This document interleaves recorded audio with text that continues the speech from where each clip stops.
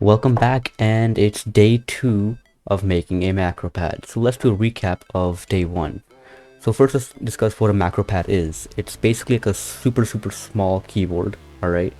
That's kind of like a number pad, right? Because my keyboard does not have a number pad, which is why I made this in the first place. And instead of just typing numbers, which you can do, you can basically do whatever you want with it. You can make it open an app, right? Do a shortcut, type, whatever you want. So I'm making my own macro pad, and basically on day 1 what we did is we designed it. I went over how the wiring works. I talked about the parts.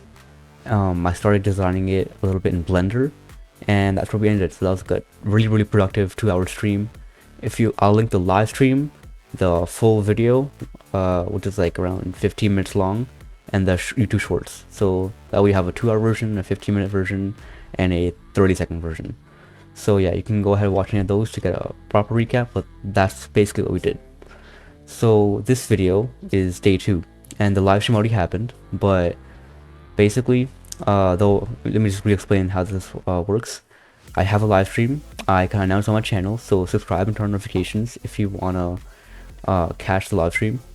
Then I go ahead and I post a video like this, doing a quick little recap of what we did in that live stream, and then I post a YouTube short version, so it's even shorter if you want to watch that instead, which should be out around the same time. So yeah, let's get started. So the very first thing we did is we went ahead and made some new keycaps. Now I did this off stream, right, unfortunately, because I really just had a really bright idea. Because what I wanted to do is I wanted to go ahead and make a torture test for the keycaps, right? Because the keycaps, just like the switch plate and the case, all that stuff will be 3D printed. Now, I don't have a 3D printer, but my friend does, and it's not a very good printer.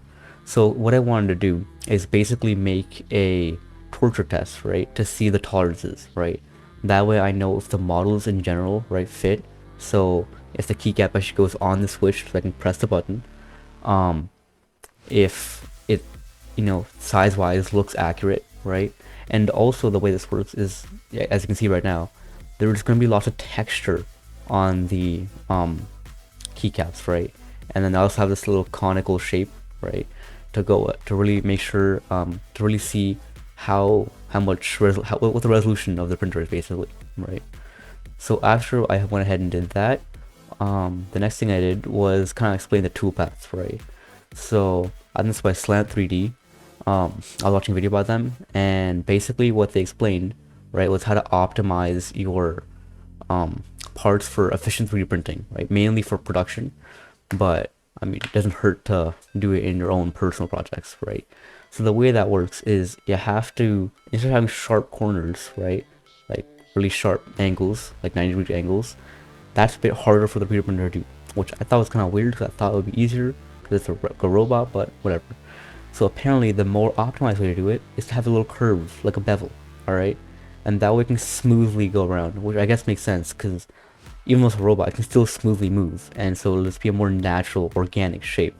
So it'll be able to print that easier. So what I went ahead and did, the very first thing I started doing, was optimizing the toolpaths on the keycap that I didn't really finish off stream. And so after I optimized the toolpaths, then I added the torture test, which is the cone, on top of the keycap. And also the reason there's so many little insets and like extrusions and all that kind of stuff, right? It's just to see some general, like how much depth can do as well. Like any quick changes in depth, how does that work out? How much string is there and things like that, right? So for a keycap, I think this is a pretty good torture test.